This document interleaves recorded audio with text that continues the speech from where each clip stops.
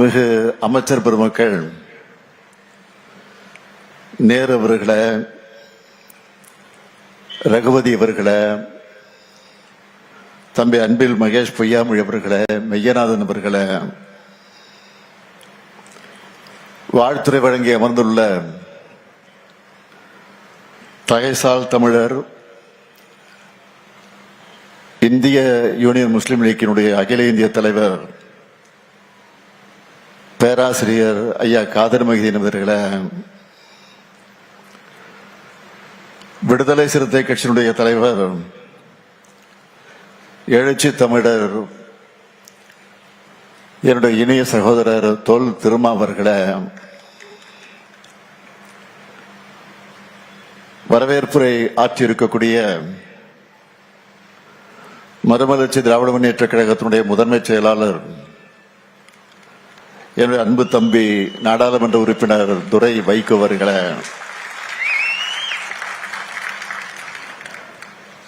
திராவிடர் கழகத்தினுடைய பொதுச் செயலாளர் மதிப்பிற்குரிய துரை சந்திரசேகர் அவர்களே, மக்கள் நீதி மைய பொதுச் செயலாளர் அருமை சகோதரர் அருணாச்சலம் அவர்களே,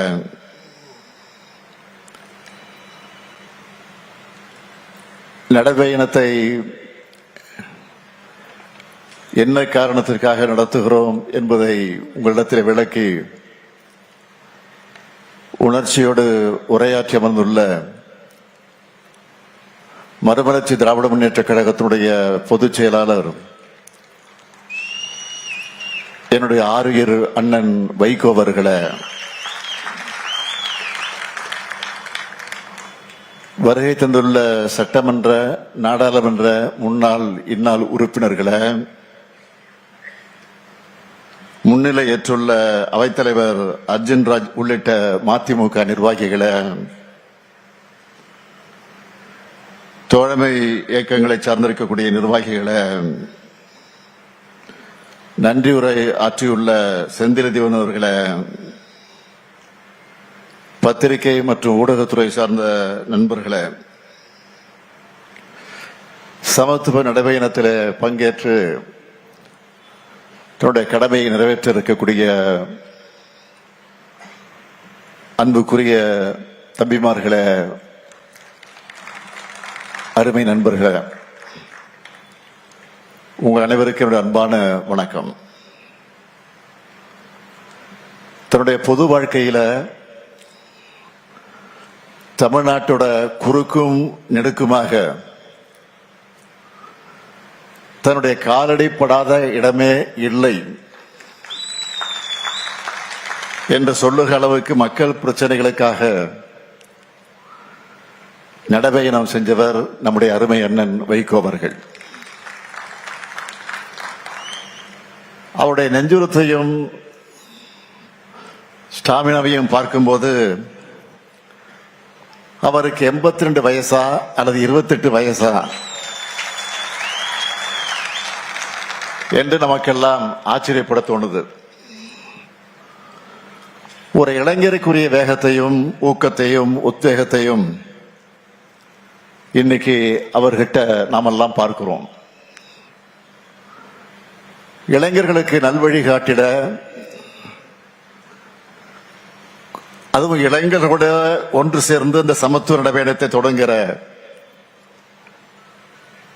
அண்ணன் வைகோ அவர்களுக்கு என்னுடைய வாழ்த்துக்கள், பாராட்டுக்கள்.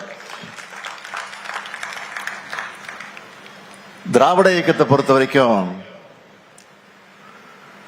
காலந்தோறும் இளைய தலைமுறையோட நலனுக்காகவும் எதிர்காலத்தினுடைய நன்மைக்காகவும் அவர்களின் வளர்ச்சிக்காகவும் செயலாற்றிக் கொண்டிருக்கக்கூடிய இயக்கமாக நம்முடைய இயக்கம் இருந்து கொண்டிருக்கிறது. தள்ளாத 95 வயதில தளராம தொண்டு செஞ்சவர் தந்தை பெரியார் அவர்கள். தமிழ்நாட்டு இளைஞர்களுக்கும் பெண்களுக்கும் கல்வி உள்ளிட்ட எல்லா உரிமைகளும் பெற்றிட கிடைக்கணும், அதுக்கு சாதி மதம் உள்ளிட்ட தடைகள் அகற்றப்படணும்,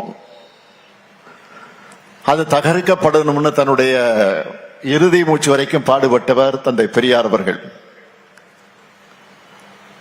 அவர் வழிவந்த தலைவர் கலைஞர் அவர்கள் 80 ஆண்டு கால பொது வாழ்க்கைக்கு சொந்தமானவர். சர்க்கர நாற்காலியில உட்கார்ந்த வண்ணம் ஓய்வில்லாமல் உழைச்சார். 16 வயசுல மாணவநேசன் பத்திரிகை ஆரம்பிச்சு இளைஞர்களோட உறவாடிய அவர் 89 வயசுலயும் பேஸ்புக் ட்விட்டர்ல இளைஞர்களுடைய அரசியல் பண்ணார். அப்படிப்பட்ட திராவிட இயக்க யூனிவர்சிட்டியில படிச்சவர் தான் அண்ணன் வைகோ அவர்கள். ஏன் இந்த ஸ்டாலினும் அதே யூனிவர்சிட்டி மாணவன் தான். அண்ணன் வைகோ அவர்கள் தலைவர் கலைஞருக்கு பக்கத்திலே இருந்து அரசியல் கத்துக்கிட்டவர். தலைவர் கலைஞர் அவர்களை பற்றி அடிக்கடி சொல்லுகிற போது அவர் குறிப்பிட்டு சொல்லுவார், இமைப்பொழுதும் நம் நெஞ்சை விட்டு அகலாத தலைவர் கலைஞர் சொல்லுவார். அவரே குறிப்பிட்டார்.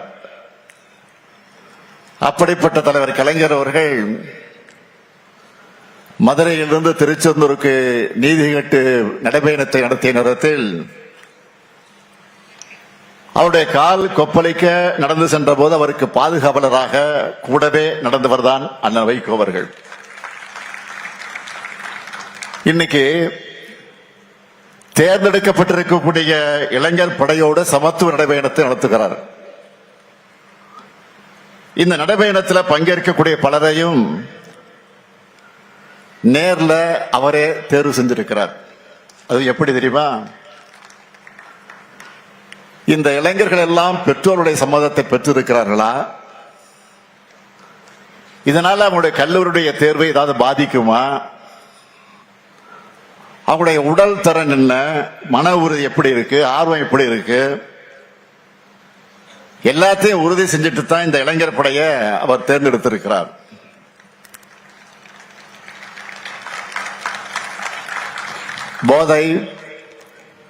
போதைப் பொருள், அந்த போதைப் பொருளின் ஒழிப்பு, சாதி மத மோதல் தடுப்பு உள்ளிட்ட நாட்டுக்கு தேவையான கருத்துக்களை வலியுறுத்தி அண்ணன் வைகோ அவர்கள் தொடங்கி இருக்கக்கூடிய இந்த சமத்துவ நடைபயணம் மாபெரும் வெற்றி பெறணும்.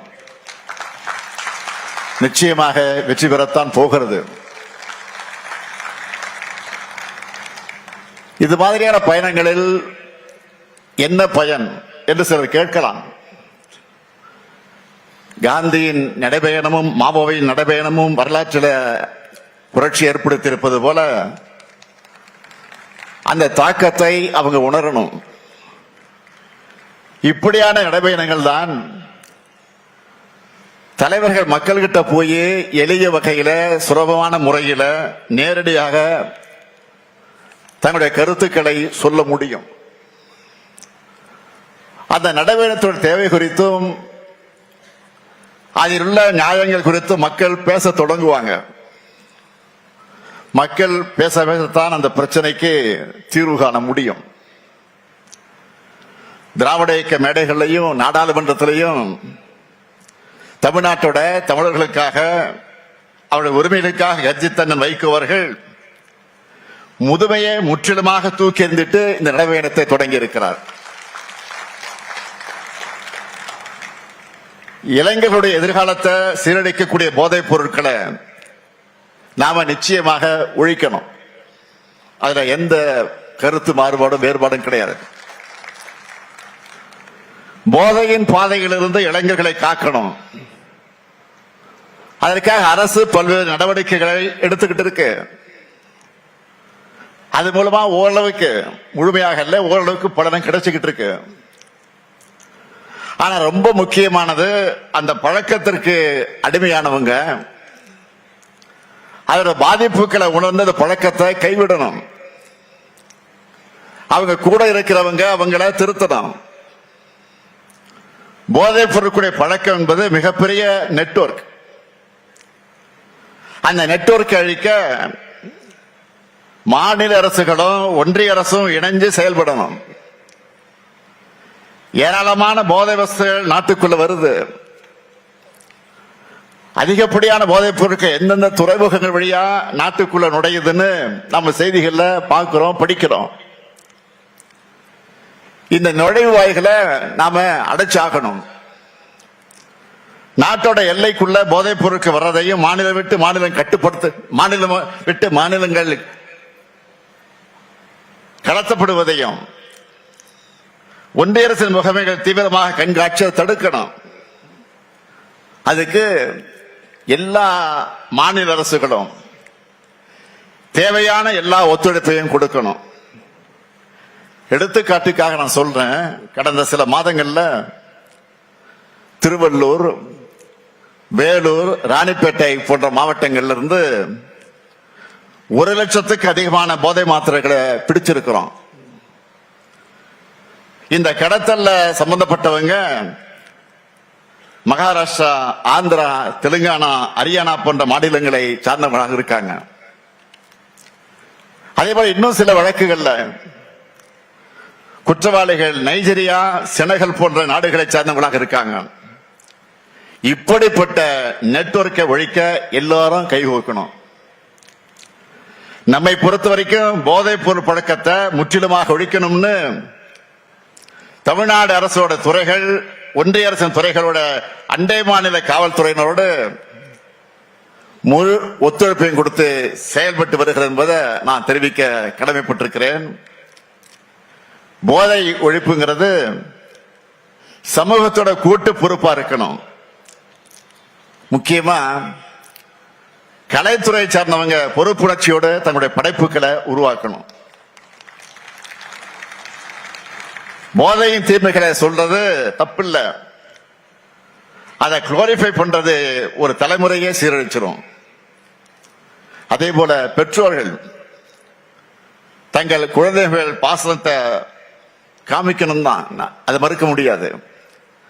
அதுக்காக அவன் பாதை மாறி போகும்போது வேடிக்கை பார்த்து கொண்டிருக்க கூடாது. யூடியூப், இன்ஸ்டா ரீல்ஸ் மூலமா வரக்கூடிய ஈஸி மணி பசங்களை தவறான பாதையில கொண்டு போறதுக்கான சான்ஸ் தான் அதிகம். எனவே குழந்தைகளை பொறுப்போடு வளர்க்கணும் பெற்றோர்களை நான் கேட்டுக்கொள்கிறேன். முக்கியமா அம்மா, அப்பா, அக்கா, தங்கச்சின்னு வீட்டில் இருக்கக்கூடிய சொந்தங்கள், நம்ம வீட்டு பசங்க வழி தவறி போகாம இருக்கிறத கண்காணிக்கணும். ஒருத்தருக்கு ஒருத்தர் மனசு விட்டு பேசணும். மனம் விட்டு பேசினாலே பாதி பாரம் குறைஞ்சிரும். தவறான பாதைக்கு போகக்கூடிய தேவை நிச்சயமாக இருக்காது. அதேபோல் ஆசிரியர்கள், சமூக வலைதள பிரபலங்கள் எல்லாருமே போதைப் பொருளுக்கு எதிரான விழிப்புணர்வை தொடர்ந்து பரப்பணும்னு நான் கேட்டுக்கிறேன். அடுத்து இன்னைக்கு நாட்டில் நிலவக்கூடிய முக்கியமான பிரச்சனை என்றால் அது சாதி மத மோதல்கள் தான். ஒன்றிய அமைச்சர் உள்ளிட்ட பொறுப்பில் இருக்கக்கூடிய பதவிகள் இருக்கக்கூடியவங்களை இப்ப வெறுப்பு பேச்சுக்களை பேசியும் இரு பிரிவினருக்கிடையே மோதலை தூண்டுகிற விதமாக செயல்படுவதை பார்க்கிறோம். தனிப்பட்ட முறையிலான நம்முடைய கொள்கைகளுக்கு நம்ம இந்திய நாட்டை ஒருமைப்பாட்டை, அமைதியை சீர்குலைக்கக்கூடிய ஆசாகார வேலையை அவங்க ஈடுபட்டு இருக்காங்க. நாட்டில் இஸ்லாமியர்கள், கிறிஸ்தவர்கள், ஆதி திராவிடர்கள், பிற்படுத்தப்பட்ட மக்கள்னு எல்லாரும் அச்சத்தில் வாழக்கூடிய ஒரு நிலைமை இன்றைக்கு ஏற்பட்டிருக்கு. இப்போ அண்மையில் நடந்த கிறிஸ்துமஸ் சமய விழா நடந்துச்சு. அந்த சமயத்தில் நாட்டில் பல்வேறு இடங்கள் நடந்த தாக்குதலை பற்றி எல்லாருக்கும் தெரியும். சில ஆண்டுகளுக்கு முன்னாடி நம்ம நாட்டில் இந்த நிலைமை இருந்துச்சா? ஊரே ஒண்ணு சேர்ந்து மகிழ்ச்சியா இருந்த காலம் போய் ஒருத்தருக்கு ஒருத்தரை எதிரியா கட்டமைக்கிற வேலையை பிளவுவாத சக்திகள் இன்றைக்கு தெளிவா செஞ்சிட்டு இருக்காங்க. அன்பு செய்ய சொல்லித்தர வேண்டிய ஆன்மீகத்தை சில கும்பல் வம்பு செய்வதற்காக பயன்படுத்துகிறாங்க. இந்த நிலையிலேதான் அண்ணன் வைகோ அவர்கள் இந்த சமத்துவ நடைபயணத்தை தொடங்கி இருக்கிறார். திராவிட இயக்கத்திற்கு பல்வேறு திருப்பு முனைகள் கொடுத்த நகர் தான் இந்த திருச்சி நகர். அண்ணன் வைகோ அவர்கள் இந்த நடைபயணம் நிச்சயமா புதிய வரலாற்றை படைக்கும். இந்த நடைபயணத்தோட தாக்கத்தை சமூக வலைத்தளங்கள் கொண்டு சேர்ந்து இளைஞர்களை பேசும் பொருளாக ஆக்க வேண்டியது ஊடகங்கள் மற்ற எல்லோருடைய கடமை. மது போதையும் அதைவிட ஆபத்தான மதவாத அரசியல் போதையும் தமிழ்நாட்டுக்குள் நுழையவிடாமல் தடுத்திட நாமெல்லாம் ஒன்று சேர வேண்டும். அந்த வைகோருடைய நடைபயணம் நிச்சயமாக புதிய எழுச்சியை உருவாக்கி இருக்கிறது. அண்ணன் வைகோ அவர்கள் இந்த சமத்துவ நடைபயணம் வெற்றி பெற வேண்டும் என்று நான் வாழ்த்துகிறேன். அதே நேரத்தில் உரிமையோடு